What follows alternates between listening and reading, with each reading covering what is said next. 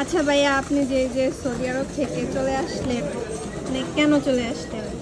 ওইখানে আমরা গিয়েছিলাম কাজের জন্য, কিন্তু আমাদের কাজের কোনো সন্ধান হয় নাই। আমরা যে সমস্ত রিক্রুটিং লাইসেন্সধারী এজেন্সির মাধ্যমে আমরা যাই, তারা আমাদের সাথে 2 নাম্বারই করে। আমাদের কি মানব পাচার করছে নাকি আমাদের কাজের জন্য পাঠাইছে তারই কোনো গ্যারান্টি নেই।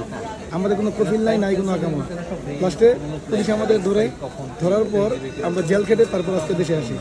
তাহলে ভাইয়া, আপনি সবার উদ্দেশ্যে আপনি কি বলবেন, যে মানুষ এত হেনস্থা হইতেছে, এতগুলা টাকা খরচ করে যাচ্ছে আবার আসতেছে, এ বিষয়ে আপনি কি বলবেন? সবার উদ্দেশ্যে আমার একটাই কথা থাকবে, সৌদি আরব যদি যান অবশ্যই দেখে শুনে বুঝে তারপর যাবেন। আর আমার মনে হয় এখন না যাওয়াটাই বেটার, কারণ এখন কাজের অবস্থা খুবই খারাপ।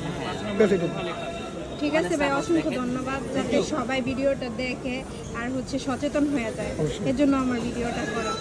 সবাই বেশি বেশি শেয়ার করে দিবেন। আসসালামু আলাইকুম ভাইয়া, তাহলে আজকে আপনারা কতজন চলে আসছেন আউটপাসে? আমরা আউটপাসে আসছি বলতে এখানে আউটপাস সবাই না, সবাই জেল খাটা আমরা কয়েদি, মোট 377 জন। মানে এরকম তো আমি দেখি প্রায় এরকম আসে।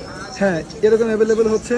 প্রত্যেকদিনই প্রায়। হ্যাঁ, বেশ কয়েকদিন আগে অভিযান ছিল, যাকে পাইছে তাকে ধরছে। এখন দেখেন, এই যে আমি চাই যে সবাই সতর্ক হয়ে যাক। এতগুলা টাকা খরচ করে যে যাচ্ছে, প্রত্যেক দিন এতগুলা করে মানুষ চলে আসতেছে, ফ্যামিলি থেকে এত টাকা মানে খরচ করে পাঠাইতেছে। সব ফ্যামিলি তো আর এত অ্যাভেলেবেল টাকা পয়সা এরকম নাই।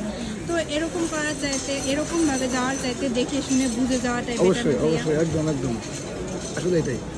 ঠিক আছে ভাইয়া, অসংখ্য ধন্যবাদ।